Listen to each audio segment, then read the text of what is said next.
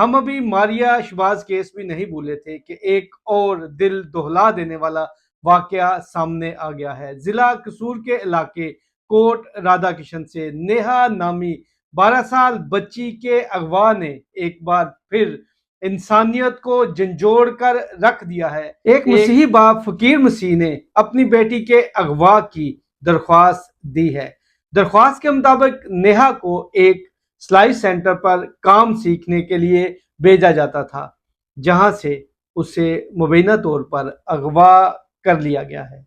Media reports کے مطابق اس centre کا مالک رضوان نامی شخص بتایا جا رہا ہے، جس پر الزام ہے کہ وہ بچی کو زبردستی اپنے ساتھ لے گیا ہے۔ حیرت کی بات یہ ہے کہ رپورٹس کے مطابق اس شخص کی پہلے سے 2 بیویاں موجود ہیں۔ واقعے کے بعد سے 12 سالہ نیہا تاحال لاپتہ ہے اور اس کا خاندان شدید ذہنی کرب اور صدمے میں ہے۔ لیکن سوال صرف نیہا کا نہیں، یہ سوال ہر اس معصوم بچی کا ہے، خاص طور پر مسیحی بچیوں کا جو بار بار ایسے واقعات کا شکار بن رہی ہیں۔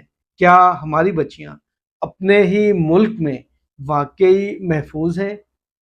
ہم حکام بالا اور پولیس سے پرزور اپیل کرتے ہیں کہ اس معاملے پر فوری کارروائی کی جائے اور نیہا کو بحفاظت بازیاب کروا کے اس کے والدین کے سپرد کیا جائے۔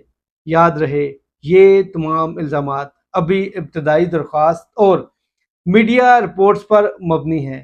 حتمی فیصلہ عدالت کرے گی، لیکن وقت بہت کم ہے۔